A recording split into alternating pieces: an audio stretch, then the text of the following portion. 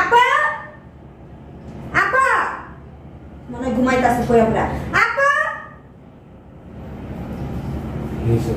কই থাকেন সারাদিন খান দান আর হচ্ছে ঘুমান নাকি কাজ এটাই বাসায় কোনো কাজ নাই ঘরটা গুছাইলাম ঘরটা তো গুছানোই সকালে তো বউ এসে গুছাই দিয়ে গেছে আপনি কি করেন ওই সব তো এলোমেলো না মানে গুছানোটি আবার গুছাই আমার দেখান যে আমি কাজ করি বাসায় কোনো কাজ নাই ধরেন বাজারে যান জুতাগুলি সেলাই আনবেন দেখছেন কি অবস্থা আমি হাঁটতে পারতেছি না ধরেন চাইছেন কেন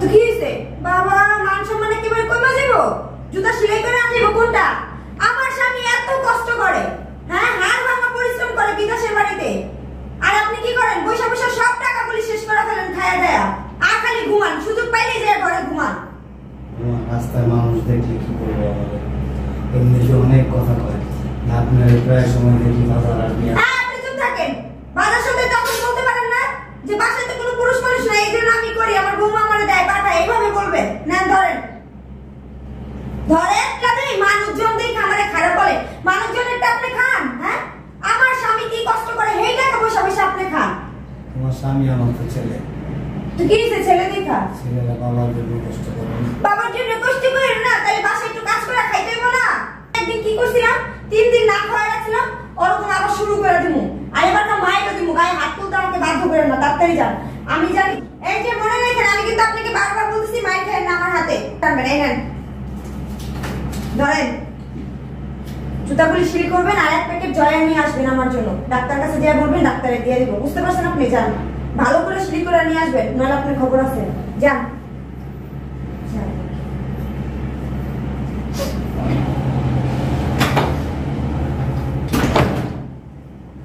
কেমন আছো তুমি তুই ভালো আছো তুমি না ওই কোম্পানি ছুটি দিয়েছে তো তাই চিন্তা করলাম সবার সাথে দেখা করি আর সেদিনে ফোনে বললাম তোমার শরীরটা বেশি ভালো না তার জন্য বেশি তাড়াতাড়ি আসলাম আমার শরীর ভালোই আমার তাহলে আছো না তো চেয়ারে শুকিয়ে গেছে কাব্বা খাওয়া ঠিক মতো করো না হ্যাঁ চোখে পানি কাব্বা কই যেতেছো দোকানে যাবো শরীর দোকানে যাবে মানে এই হাত পিছিয়ে কেন ওই কিছু নয় হ্যাঁ কিছু না চশমা আবার হাত পিছিয়ে নিলা কিছু না চশমা আবার কিছু লুকাইতেছো আমার কাছে কিছু নাই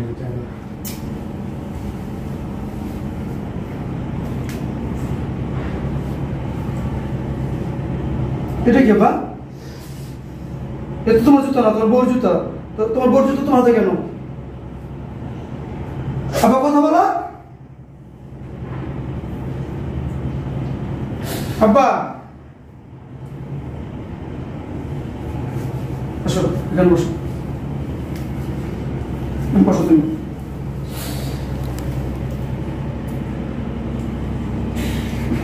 আব্বা কান্না করো না কি আমার কাছে বলো আবার কিছু না তুমি তোমার বোন জুতা নিয়ে তুমি খুশি আছো তুমি না বললো বাজার যাইবা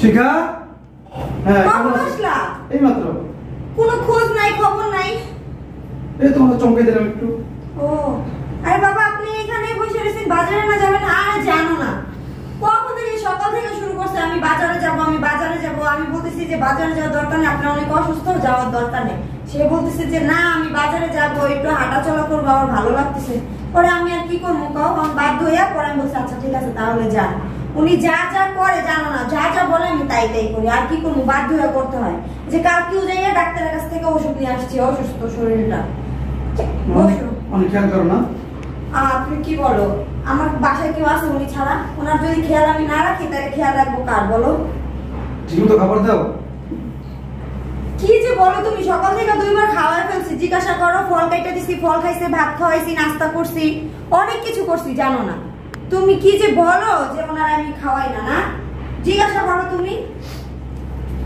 বাবা কোথায় যেতেছে বাজারে যাবে নাকি হাঁটতে বলতেছে আমাকে এটা কি আরে দেখছো কি অবস্থা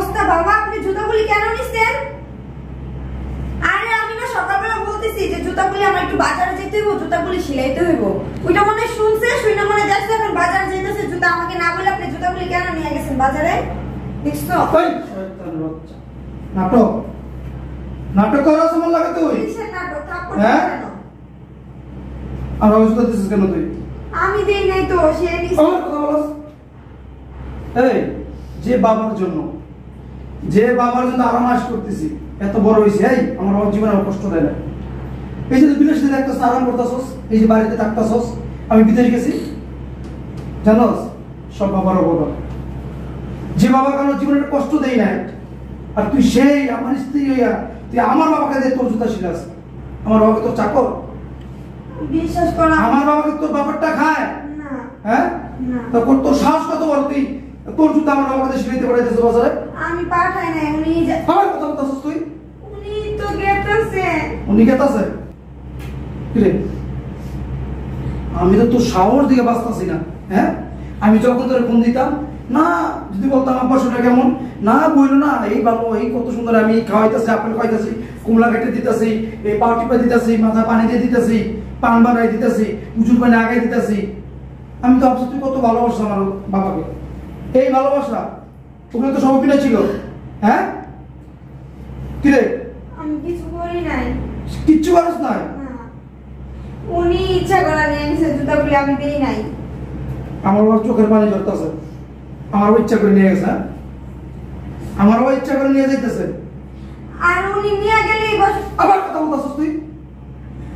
তুমি মারতেছো কেন কথা কথায়? আইসেই ওঠ, কাগজ বুঝা যা, কাপড় চোপড় কেন গুছাবো?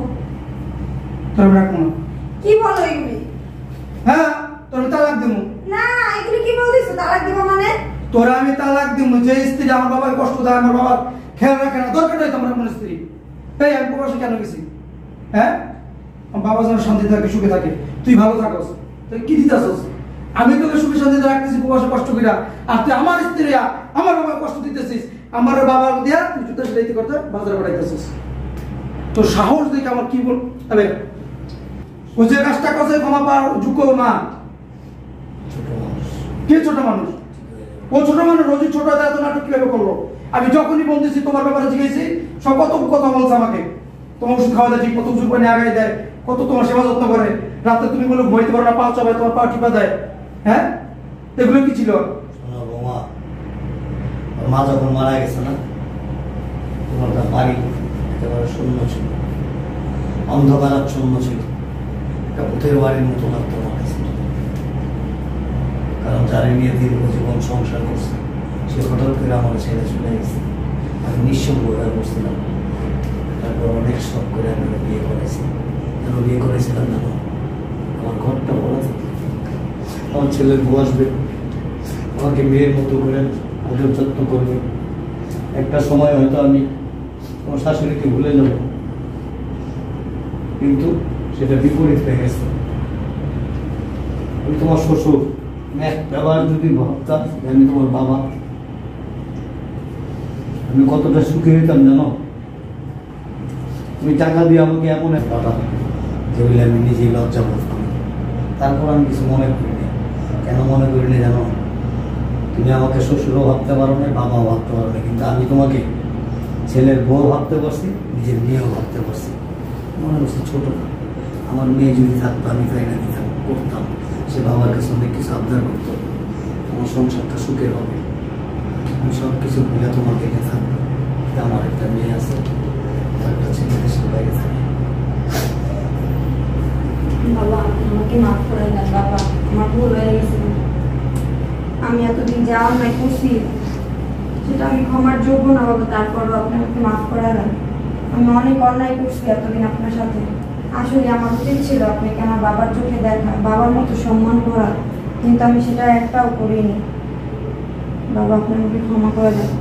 বাবা, আমি আপনাকে কথা দিতেছি, আজকের পর থেকে আমার কাছ থেকে কখন আপনি অযত্ন পাবেন, আমি এখন থেকে আপনাকে বাবার চোখে দেখবো। ঠিক আছে মা, তুমি এটাই আশা করি।